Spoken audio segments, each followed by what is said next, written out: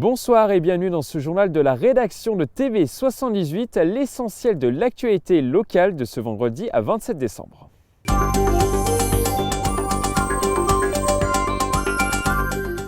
Les fêtes de Noël riment souvent avec pénurie de sang. C'est le constat fait par l'établissement français du sang. Cette année, l'impact des mouvements sociaux depuis le 5 décembre dernier, couplé à la période des congés et les épidémies saisonnières, ont mis les stocks dans le rouge.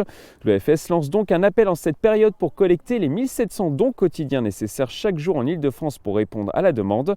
Si vous voulez donner votre sang, une collecte sera notamment organisée à Magnanville le samedi 28 décembre de 10h à 15h en salle des familles. Plus de renseignements sur le site internet de l'établissement français du sang. C'est l'un des rendez-vous sportifs phares de cette fin d'année à Saint-Quentin en Yvelines. Pendant 4 jours, les joueurs yvelinois s'affrontent aux échecs. Le club La Dame Noire de Montigny, le Bretonneux, organise un tournoi avec à la clé 1000 €, un concours ouvert à tous les âges et à tous les niveaux. Un reportage de Mathilde Demilly. Le silence règne dans l'école Éric Satie à Montigny-le-Bretonneux. Au fond du couloir, les clubs d'échecs des Yvelines se sont réunis pour s'affronter lors du tournoi de la Dame Noire. C'est un niveau relativement restreint où on a des jeunes et des joueurs pas forcément très forts. C'est des joueurs de clubs qui sont licenciés, mais pas forcément très forts. En général, ça se passe dans une bonne ambiance. Et c'est aussi ça que les gens apprécient dans ce tournoi. Les visages sont fermés et concentrés, les joueurs sont en pleine réflexion pour protéger leur reine et effectuer au plus vite un échec et mat à son adversaire. Ma première partie, c'était une victoire. J'ai joué contre une personne qui était plutôt très agressive. La partie était serrée et puis par des petites erreurs de l'adversaire, ça m'a emmené directement vers la victoire. Un tournoi qui se veut convivial et bon enfant avec 7 parties en 4 jours. Pour les plus performants, une remise de chèques aura lieu à la fin du concours. Erwan, lui, ne vise pas la victoire, mais essaye de se faire sa place au classement.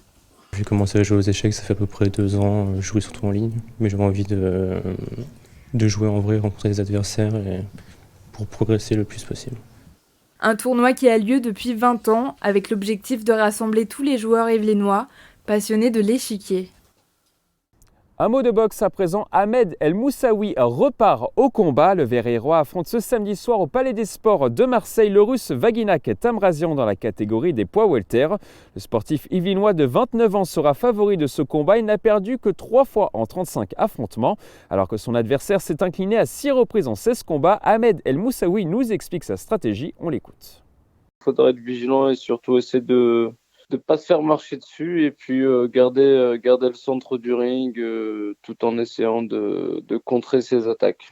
La stratégie, c'est de maintenir à distance, le faire déclencher puis contre-attaquer derrière. Après, bon, ça reste une stratégie, on va essayer de rester dessus même si on sait que ça peut changer à tout moment.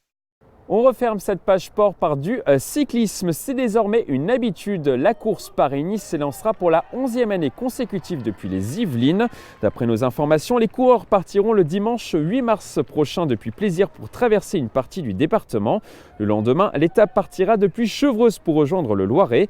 Le parcours sera officiellement dévoilé le 8 janvier prochain à Versailles. On écoute le vice-président de la Fédération française, Jean-Michel Richefort.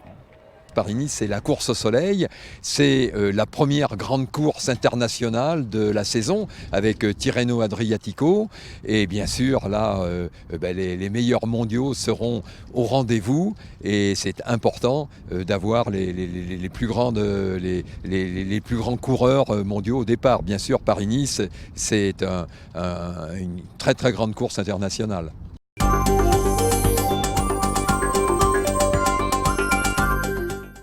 Les fêtes de fin d'année sont souvent synonymes de sorties à cinéma. Mélanie Poquet vous propose en son 7-8 loisirs quelques films à visionner, à regarder.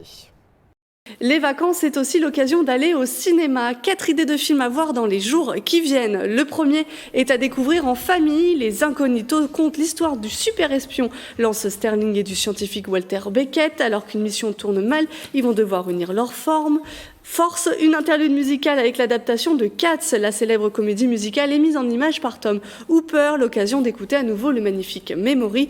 Et dans la Nouvelle-Angleterre des années 1860, un père part pour un voyage laissant ses filles et sa femme derrière lui. Ces dernières vont faire la connaissance du jeune Laurie. Vous aurez sans doute reconnu l'histoire des 4 filles du Dr March. Les romans de Louisa May Alcott sont à nouveau mis en image. Et le dernier à vivre avec un peu de nostalgie dans Play, Max reçoit à 13 ans un caméscope et pendant 25 ans, il n'arrêtera pas de filmer un portrait de toute une génération et on regarde des extraits. Agent Sterling, attendez.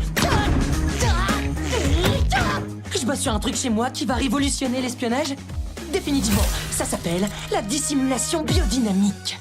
Imaginez que j'arrive à vous faire, attention, roulement de tambour, disparaître.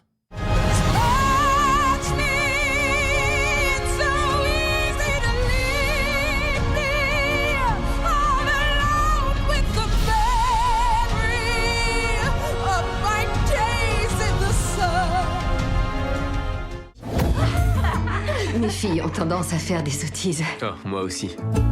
Voici Meg, Amy, Beth et Joe. Je compte bien réussir par moi-même. Personne ne réussit jamais seul, surtout pas une femme. Tu dois faire un bon mariage. Merci papa, merci maman pour ce cadeau incroyable. Action, vérité. Action. Round one.